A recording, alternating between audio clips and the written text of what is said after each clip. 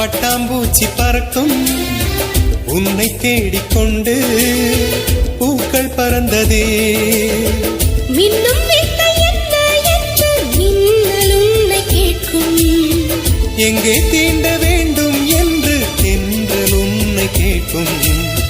உன்னை பார்த்த பூவெல்லாம் கையெழுத்து கேட்டு நிற்கும்.